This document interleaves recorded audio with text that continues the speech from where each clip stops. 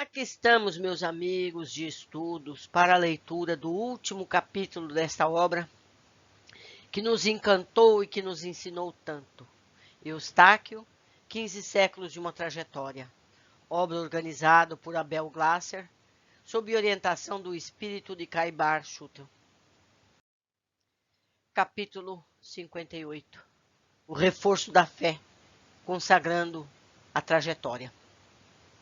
Atento às inspirações dos mentores da Alvorada Nova, em especial Hilário e Nívia, José segue para os campos de batalha, não como soldado das armas, mas como soldado da medicina, salvando vidas, promovendo atos de verdadeira caridade. Situados em Verdun, no final de outubro de 1916, os integrantes da Cruz Vermelha trabalham alarmados com o número de mortos e feridos que encontram pela frente. Aqui nota do Abel Glasser. Em 1916, os alemães desencadearam uma frente ofensiva sobre Verdun, zona difícil de defender e reabastecer. Durante 6 meses, os franceses, comandados pelos generais Pétain e Nivelle, mantiveram as suas posições, enquanto as forças aliadas, por sua vez, atacavam o regido de Somme. Ao findar o ano de 1916, as posições de um e outro eram quase as mesmas que no princípio desse ano.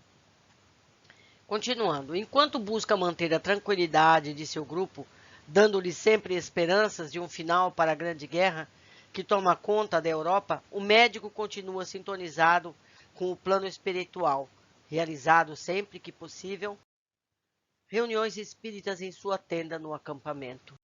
Apesar do apoio que recebe de sua cidade espiritual, ele chega a vacilar em determinadas ocasiões. Tantas são as desgraças que é obrigado a vivenciar. Nessa época, para sua felicidade, conhece a enfermeira Maria, cujo calmo e sereno semblante enche-no novamente de otimismo. Mademoiselle Maria é seu nome, não? Sim, doutor, mas por estarmos tão distantes de nossos lares, em plena luta armada, vamos deixar de lado o formalismo no tratamento. Chama-me simplesmente Maria. Digo-lhe o mesmo, apenas José. Muito bem, você também integra as fileiras da Cruz Vermelha? Sim, sou dirigente da unidade de Zurique. Eu trabalho como voluntária. Não há nada na vida que me conceda tanta satisfação quanto o meu serviço de enfermeira. Para mim, um autêntico sacerdócio. Amo meu próximo como a Deus. Devo, pois, agir e demonstrar através de meus atos, o postulado cristão, que considero essencial a todo ser humano. Fico impressionado com sua calma e o seu otimismo em pleno campo de batalha. Sabemos, José, que a vida não termina aqui. Para termos pressa de ansiedade, desgosto e medo? Verdade, Maria, eu também penso assim, embora não consiga muitas vezes demonstrar na prática as teorias que adoto. Não se preocupe. Todos somos assim, de vez em quando. Vivendo neste plano da vida, estamos ligados às leis dos homens, que nem sempre constituem o melhor traçado para a nossa existência. Somente as leis de Deus são belas e perfeitas. Você tem ideias nitidamente espiritualistas. Já leu Kardec? Sim, e você? Sou espírita. Gostaria que participasse de nossas sessões mediúnicas. Ficaria encantada. A batalha torna-se cada vez mais intensa e os destroços das casas, cidades, vilarejos e cantões franceses e alemães aumentam vertiginosamente. O revigorante contato com Maria faz o médico suíço trabalhar com afinco horas seguidas, dias e noites inteiras, sem reclamar, agradecendo a Deus essa oportunidade. Juntos, eles constroem um campo de refugiados, cujo tratamento especial, ou melhor, cujo tratamento principal destina-se ao espírito dos enfermos, muito mais que a cicatrização das feridas. A Alvorada Nova consegue instalar na fronteira da França com a Alemanha um imenso posto de trabalho. Nesse trabalho integrado dos dois planos da vida, o trânsito de espíritos cresce a cada dia e uma linha direta é criada com a colônia. Zonas umbralinas erguem-se contra essa obra de amor e procuram atacar por todos os lados os postos de socorro da cidade espiritual, buscando dificultar o trabalho do plano material. Entretanto, vencem a fé e a força superior, até que as entidades inferiores cedem e buscam refúgio nos cantos abissais de zonas escuras, deixando livre o caminho de atuação dos emissários da luz. A primeira grande guerra segue o seu curso. José e Maria e outros muitos encarnados ligados à Cruz Vermelha trabalham incessantemente, auxiliando e amparando feridos e refugiados de todas as origens. Ao longo do trajeto que programam para atendimento às frentes de batalha, perdem-se de vista a enfermeira e o médico de Zurique, trilhando a partir daí caminhos diversos, mas eternamente ligados na senda do amor cristão e da fé inabalável. Em 1918, com o armistício assinado entre a Alemanha e os aliados, no mês de novembro, faz cessar o conflito armado que fez vítimas por toda a Europa, e muitos débitos trouxe aqueles que idealizaram e dele participaram ativamente, conduzindo lutas e fomentando o ódio. Eu faço um parênteses aqui. Quando esse livro começou, Eustáquio era o guerreiro. Ele fazia as lutas, ele fazia a morte, a desgraça, queimando aldeias, não é verdade? Roubando. E agora ele termina essa obra, termina a sua senda de evolução, ajudando a minimizar a dor num campo de batalha. Isso é para a gente entender o caminho da evolução. A gente sempre volta ao campo de luta para fazer certo o que havíamos feito errado. Vamos continuar com a obra. Antes de retornar às suas atividades médicas na Suíça, José recebe uma notícia que o deixa entristecido e provoca uma mudança em seus planos. A Rússia vive uma revolução e começam a surgir mortes provocadas por disputas políticas, além da miséria e da fome, lá estarem presentes, mantendo acesa a sua fé, buscando levar a paz e a salvação onde houver desespero e agonia. Liderando uma cruzada de amor, dos integrantes mais dedicados de sua unidade da Cruz Vermelha, parte para Moscou. Nessa ocasião, o Exército Vermelho, sob a liderança de Trotsky, começa a obter alguns êxitos na Guerra Civil vivenciada pelos russos em 1917. Outro massacre, acompanhado de perto por José, que, relembrando a postura e a firmeza da enfermeira Maria, desenvolve incalculável capacidade de resistência e não mede esforços para auxiliar os médicos russos a cuidar dos seus compatriotas feridos nos combates internos. Ao longo dos anos que passa em atividade na Rússia, ele acompanha também o desenvolvimento da literatura e do teatro nacionais, estudando a temática proposta por Alexei Petkov, que se tornou famoso sob o pseudônimo de Gorky, assim ampliando seu universo de conhecimentos, desde Rozanov até Biele. José consegue o desenvolvimento do simbolismo na grande nação do Oriente. Sem lar, a sua convicção política liberal, o seu idealismo religioso, o contato com a arte e as obras literárias de um povo que sempre lhe foi distante e não poderia ser mais gratificante. Permanece em território russo até 1924, quando Lenin desencarna e seu sucessor, Joseph Stalin, passa a comandar os destinos da nação. Não vendo com bons olhos a devoção do suíço ao trabalho comunitário, o novo líder revolucionário proíbe-lhe a permanência no país. De volta a Zurique, recebe a notícia da morte de seus pais, ocorrida durante a guerra, fato que o deixa amargurado por alguns dias. Não pela morte em si, mas porque acredita terem deixado o plano material magoados com a sua ausência do Brasil.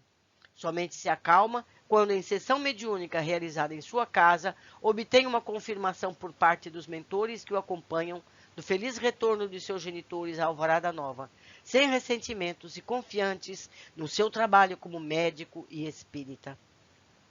Refutando a herança que lhe é destinada, doa os bens que possui no Brasil, à Santa Casa de Misericórdia do Rio de Janeiro, com a plena concordância de seus irmãos, também espíritas por convicção e educação familiar. O tempo flui rápido, trazendo a José o seu tão almejado amadurecimento espiritual. Consciente de sua missão, ele não tem dúvidas a respeito do acerto de seu trabalho e, sempre orientado de perto pelos amigos espirituais, a quem dá ouvidos e segue os conselhos, abraça cada vez mais a prática da caridade.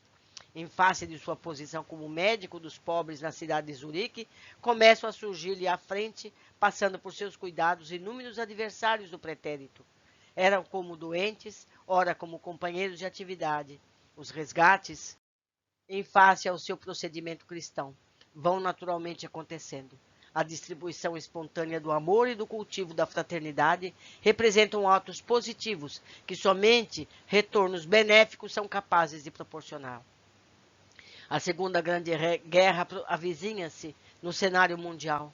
A Cruz Vermelha Internacional prepara-se a enfrentar o maior conflito armado da história da humanidade. Alertando pelos mentores, José tem exata noção das proporções gigantescas que tomarão as divergências entre as potências do planeta. Confiante em seu caminho e inabelável em suas convicções, nunca é tarde para relembrar a força interior da enfermeira Maria, que conhecera ao longo da Primeira Guerra. Em 1939, surgem como estopins do conflito armado as célebres investidas do exército alemão, conhecida como Blitzkrieg. Me perdoem a pronúncia. Nesse contexto, em setembro do mesmo ano, a invasão da Polônia causa assombro no mundo inteiro, quando, em menos de 24 horas, as forças de Hitler destroem a aviação do inimigo e várias divisões blindadas e motorizadas, apoiadas pela temida Luftwaffe, ocupam o país. Em poucos dias, capitula Varsóvia ante a superioridade germânica. Não há retorno no cenário mundial e a Segunda Grande Guerra está declarada. Em Zurique, preocupado, José organiza para retornar às frentes de batalha. Orientações do plano superior lhe chegam todos os dias por meio de médios que integram seu grupo espírita de trabalho. O pleno conhecimento de sua reencarnação-chave serve-lhe de amparo para enfrentar as dificuldades imensas que surgem em seu caminho. Em julho de 1940, os alemães invadem Paris e para lá desloca-se a Cruz Vermelha. José encontra obstáculos quase intransponíveis, pois é acusado ora de auxiliar em demasia os franceses, ora de ajudar desproporcionalmente os alemães. Continua imparcial em sua missão de amor. Vivendo entre mortos e feridos, tendo sempre manchado de sangue o branco de sua túnica, José tenta lembrar-se de algumas poesias ou sonetos que conheceu na juventude para divertir-se por alguns minutos, mas não consegue. Tamanha a pressão que sofre como chefe da equipe. Bombas explodem, metralhadores espalham rajadas férteis de balas certeiras, trazendo-lhes mais enfermos irmãos a quem deve dedicar carinho e atenção. Às vezes imagina como pôde haver tanto ódio no mundo e pergunta-se por que existe essa destruição generalizada e volta contra seres humanos mediante tamanha ferocidade. Decepcionado com a conduta dos governantes que impulsionam o povo à violência, José considera a guerra um ato vil e prepotente que fica muito distante do amor cristão e dos deveres de solidariedade e fraternidade universais. Divisões de panzers passeiam pelas ruas parisienses, enquanto o médico suíço passa ali à frente para resgatar feridos, mesmo estando sujeito a ser mortalmente alvejado pelos alemães. Num desses confrontos silentes, José depara-se com um grupo de germânicos invadindo uma livraria, pondo de oposição à resistência francesa. Determina que a unidade da Cruz Vermelha fique de prontidão e, quando percebe terem cessado os tiros, aproxima-se.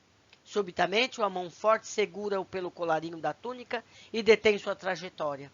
Em alemão fluente e reconhecendo a personalidade que o segura, José esclarece ser suíço, integrante da Cruz Vermelha Internacional.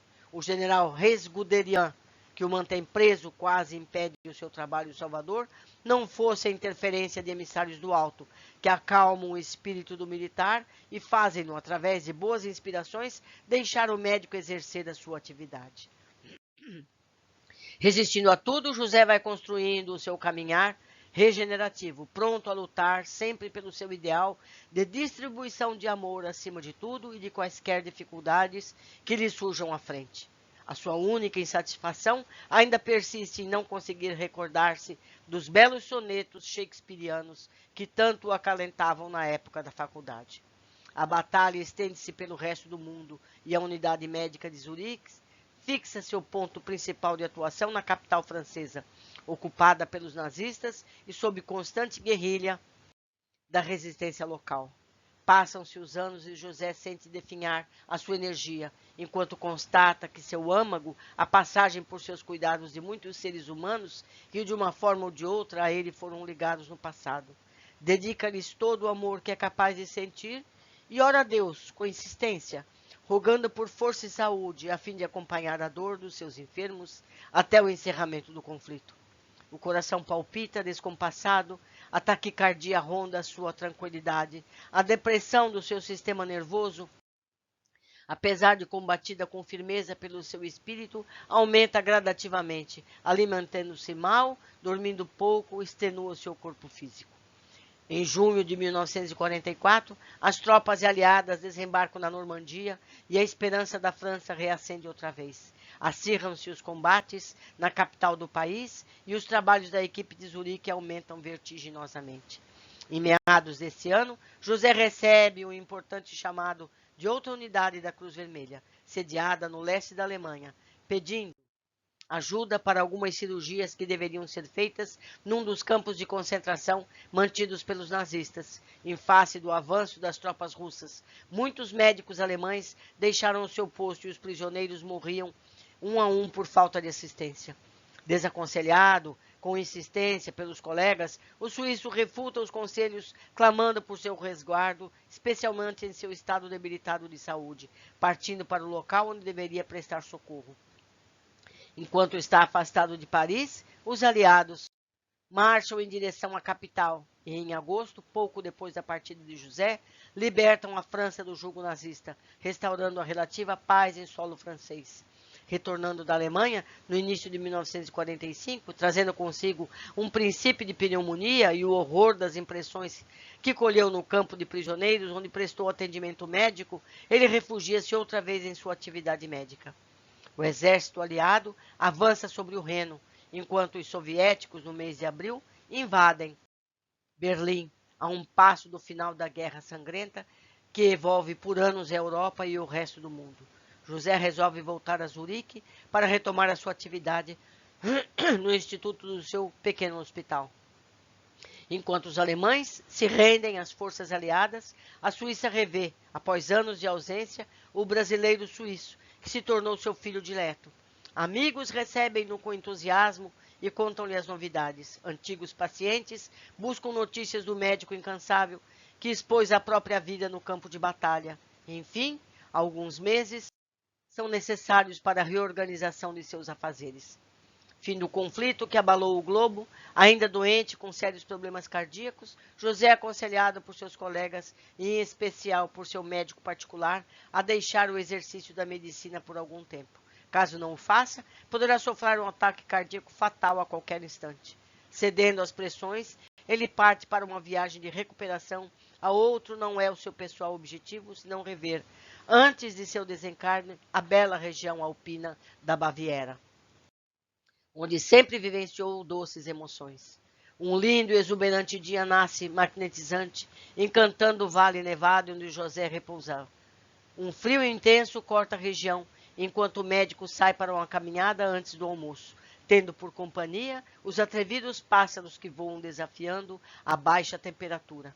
Cantarolando marchinhas suíças, acomoda-se embaixo de uma exuberante árvore, cujos galhos balançam somente para dar passagem ao vento e para receber os ilustres habitantes, aves fatigadas das suas incursões no azul do céu. Faz mansamente uma reflexão sobre sua vida, seu passado, seus estudos, sua jornada. Relembra-se de cada minuto ao longo dos seus 55 anos de existência material, sem esquecer-se, acredita, de um só momento. Contente e suspira aliviado quando a memória lhe proporciona o retorno de um belo soneto que tanto aguardava para sentir-se melhor. Emocionado, tentando recordar-se na íntegra do seu trecho preferido, declama de si aos seus ouvintes atentos, animais e aves que os espreitam desconfiados. Possa não ver empecilhos na sincera união de duas almas. O amor, encontrando alterações, se altera. Oh não, o amor é o ponto constante que enfrenta ileso os brazos temporais. É a estrela que me guia com o brilho certo e valor sem conta. O amor não é jogral do tempo, não muda com o dia e a hora, e persevera ao limiar da morte. E se provar que algum erro estou, nunca fiz versos, nem jamais se amou. Aqui nos fala o Abel, que é um soneto de Shakespeare.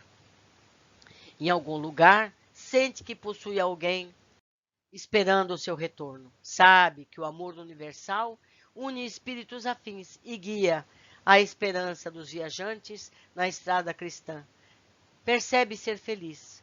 Um torpor suave envolve-lhe o corpo físico e liberta sua percepção. Uma melodiosa e terna voz ecoa em seu espírito, sugerindo-lhe a momento de partida. Sereno, José adormece, sentindo o estacionar de seu cansado coração. Um último pensamento lhe percorre a mente, fazendo relembrar da voz meiga da enfermeira Maria, dizendo-lhe agora e para todo sempre: Eustáquio, venha conosco, o renascer do mundo depende de cada um de nós. Que lindo, meus amigos, que lindo. Nota, Alvorada Nova, parte final. Fim. Terminamos a leitura de mais uma obra que nos fala sobre a importância de nossas vidas. O livro traz também um glossário de nomes para os que desejarem entender o encadeamento das personalidades aqui descritas. Por ser apenas para consulta, sugiro que baixem o livro em PDF, Eustáquio, 15 séculos, facilmente encontrado na internet em vários sites dedicados a livros digitalizados. Eu vou tentar deixar o link para esse livro aqui na área de comentários, tá certo? Um abraço a todos, grata pela companhia que fizeram a mim e até o nosso próximo livro.